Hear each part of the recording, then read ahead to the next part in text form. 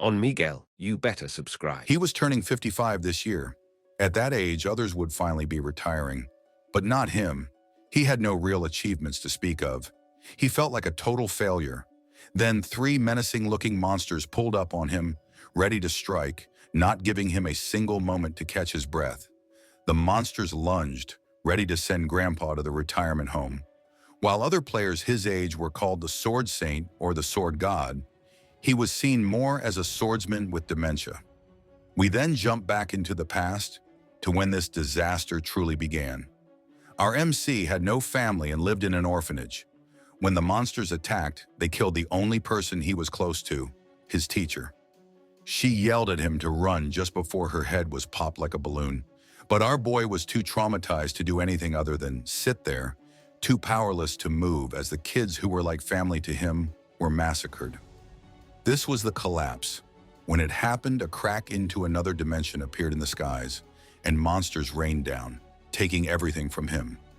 Just before he met the same fate as his teacher, a swordsman swiftly cut the nightmarish monster to pieces, saving Sang-hyun. He was a true hero. The swordsman asked Sang-hyun if he was okay, and because of the situation, Sang burst into tears. That was how he was saved by that figure, an event that led him to pursue the life of an adventurer. He gave it his all, but no matter how much he bled, struggled, and trained, he couldn't get stronger for shit, let alone protect anything. We then jump back to the present, where our MC is still struggling to fight the dragons. Just as he thought he had slain them all, a giant dragon appeared in front of him, charging an energy beam. As it prepared to fire, our MC expressed his regrets, feeling like a failure, which led to his desire to regress. Amidst the dead bodies of the giant monsters he had defeated, Sang-hyun stood there unfazed. He had cleared the ancient dragon's nest. A visible look of dissatisfaction was on his face as he yelled out in frustration. Why the hell was he working so hard when he was almost 60? It had been 30 years since he became a swordsman, and his best achievement was being in his country's top 100 players, which basically meant he was a needle in a haystack. Although I don't see why the hell he's complaining, being in the top 100 isn't that bad, considering there are tens of millions of people in South Korea. But I digress. He had received a skill book from the dungeon. He had eaten artifacts before, but he wasn't sure if he could eat this one too. I mean, his name is literally the Artifact-Devouring player. But then his constellation, late bloomer model student, appeared. He blessed Sang-hyun for his hard work and even complimented his impeccable final strike. Sang-hyun thanked him. He was grateful for the contract, considering he was just a third-rate swordsman.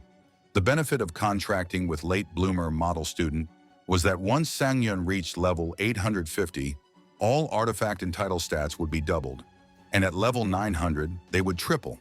This synergized well with Sang-hyun's innate ability. But there was one problem. Sang-hyun was currently just level 650, which in itself wasn't bad, but the requirements were just too freakishly high. Because of this, he had yet to truly benefit from having Late Bloomer as his constellation. Late Bloomer urged him to devour the skill book. Devouring artifacts was the only skill Sang-hyun had acquired when he awakened. To understand his skill, he had to try multiple things, from frying to baking artifacts. It took him a whole 30 years to finally know how to use it properly. When he used mana synchronization, he was able to absorb artifacts. However, he realized it too late. While others grew stronger as soon as they awakened, Sang-hyun struggled.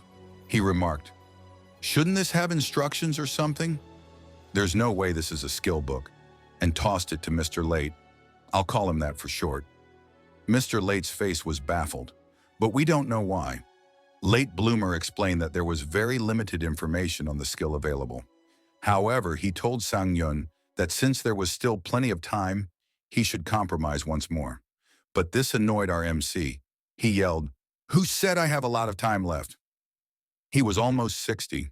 If he had a child at 30, then that child would be turning 30 by now. Since his constellation didn't understand human lifespans, he didn't realize that humans die early. Sang-hyun's life was full of regrets. Ever since the collapse, he could never forget that person's back. He tried his best to become like him, but now he was exhausted. Maybe if he were younger, he could continue. His constellation made an indecipherable face. Sang-hyun was thinking of retiring.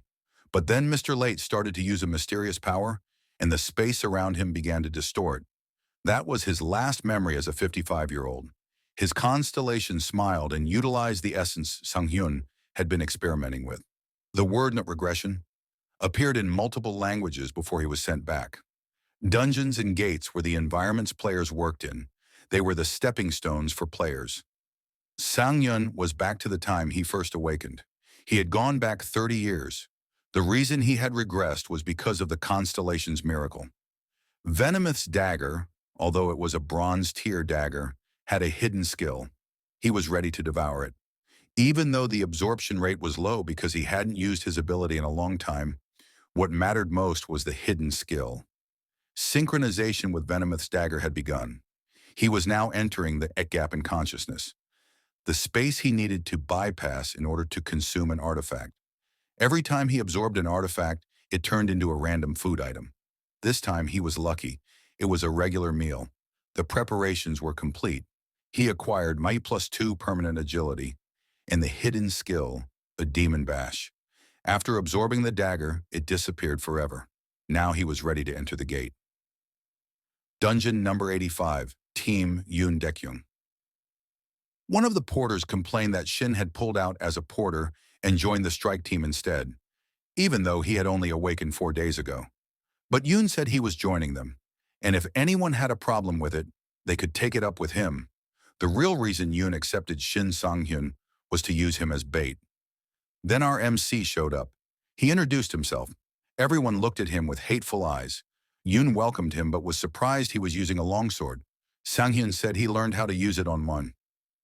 YouTube. Yoon expressed that the longsword was the hardest type of sword to wield. Sang-hyun replied that he would at least try to protect himself and asked them to trust him. Yoon then said he had good spirit, and with that, they entered the dungeon.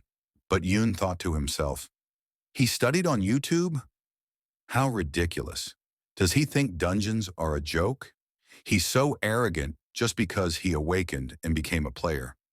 Looks like he has a death wish. According to the raid guide he had, that dungeon was like the Wailing Wall for newbies. He would soon learn his place. Yoon then called him a stupid idiot. But soon he ate his words when the stupid idiot single-handedly massacred an entire horde of orcs.